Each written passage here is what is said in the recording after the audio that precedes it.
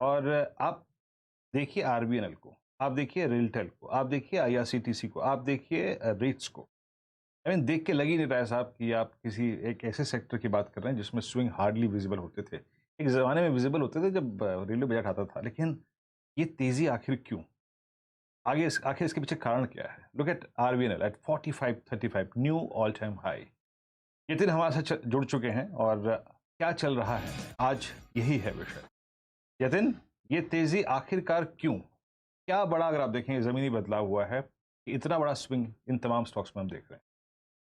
देखिए, railway stocks obviously पिछले 2 महीने से फोकस में है। काफ़ी ज़बरदस्त यहाँ प्राइस एंड वॉल्यूम एक्शन देखा जा रहा है। हम लोग एक बैकग्राउंड देख लेते हैं कि अब तक सरकार ने क्या-क्या चीज़ें अनाउंस की हैं, जिसकी वजह से रेलवे स्टॉक्स इतने फोकस में हैं। सबसे पहले हमको ये देखना चाहिए कि पैसेंजर साइड पे क्या-क्या बदलाव हो रहे हैं, क्योंकि रेलवे के 2 मुख्य पोर्शंस हैं। एक तो है पैसेंजर, यानी जो सिविलियन जहाँ अपनी ट्रेन में सफ़र करते हैं, और दूसरा होता है इनका कार्गो हैंडलिंग, यानी कि जो माल ढुलाई का काम करती है रेलवेज, उसके ऊपर फोकस है। सबसे पहले रेलवेज 40 नए स्टेशंस को डेवलप कर रहे हैं। पुराने स्टेशंस को भी रिकंस्ट्रक्ट किया जा रहा है। इनफैक्ट अगर आप देखें, थोड़े दिनों पहले कैबिनेट ने 3 स्टेशंस के रीडेवलपमेंट के लिए 10,000 करोड़ रुपए, जी हाँ, 3 स्टेशंस के लिए 10,000 करोड़ करोड़ रुपए आवंटित किए। नई दिल्ली, मुंबई, अहमदाबाद के स्टेशंस को रीडू किया जाएगा और इसके लिए सरकार 10,000 करोड़ रुपए खर्चा करेगी। ऑब्वियसली ये पीपीपी मॉडल के तहत ये डेवलप किया जाएगा, पब्लिक प्राइवेट पार्टनरशिप रहेगी।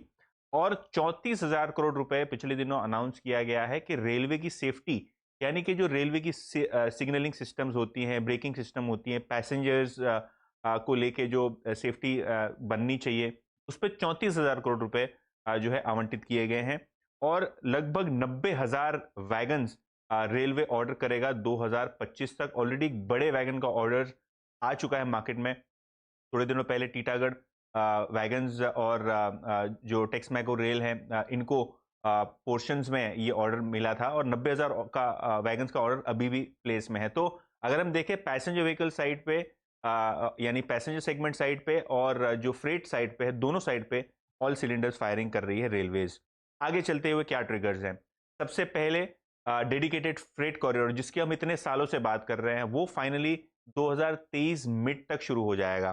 दूसरा कि जो डीजल और पेट्रोल के दाम बढ़े हैं, उसके सामने आपको दिखेगा कि जो रेलवे का माल भाड़ा है वो सस्ता होता जा रहा है, तो रेलवे को भी प्रॉफिटेबिलिटी में ये इंप्रूवमेंट दिखा के दे रहा है। थोड़े दिनों पहले हमने लैंड लीज पॉलिसी पे बदलाव देखे, जो कॉनकॉर जैसी कंपनी के प्राइवेटाइजेशन के लिए राइट स्टेप है, और ज्यादा से ज्यादा प्राइवेट कंपनीज इसमें पार्टिसिपेट कर पाएंगी। और आखिर में जो रेलवे का कंटेनर वॉल्यूम है, ये 15-16% से बढ़ेगा अगले 4-5 सालों में। तो इन जनरल अगर हम देखें, तो बहुत ही अच्छा स्कोप है। अच्छा, पिछले 1 साल में क्या हुआ है? जो रेलवे का इंफ्रास्ट्रक्चर डेवलप करती है, जैसे आरवीएनएल और राइट्स, ये दोनों के शेयर 20 से 25% ऊपर हैं। कॉनकॉर, ये अनाउंसमेंट जो आया रेलवे लीज पॉलिसी का, उसके बाद 10-12% चढ़ा हुआ है। आईआरसीटीसी देखिए, टीटागढ़ वैगन देखिए, एचबीएल पावर इसलिए कह रहा हूं क्योंकि इन्होंने अभी रिसेंटली रेलवे सेफ्टी का एक बड़ा ऑर्डर प्राप्त किया, और उसके बाद स्टॉक में जबरदस्त तरीके से ट्रैक्शन था। तो अच्छा खासा इंफ्रास्ट्रक्चर इन्वेस्टमेंट होता हुआ दिखाई देगा, स्केल देखने को मिलेगा और वही इस समय दरअसल बाजार भुनाने की कोशिश में